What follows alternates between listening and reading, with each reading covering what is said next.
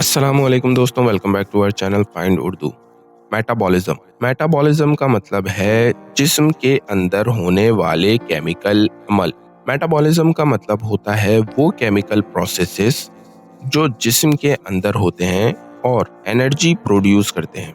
ये प्रोसेसेस हमें जिंदा रखते हैं और खाना डाइजेस्ट करते हैं, एनर्जी बनाते हैं और ग्रोथ को सपोर्ट करते हैं। Exercise can boost your metabolism.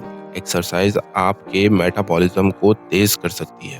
तो दोस्तों, मेटाबॉलिज्म का मतलब है जिस्म के अंदर होने वाले केमिकल प्रोसेसेस जो एनर्जी और ग्रोथ में मदद करते हैं। उम्मीद है अब आपको मेटाबॉलिज्म का मतलब समझ में आ गया होगा।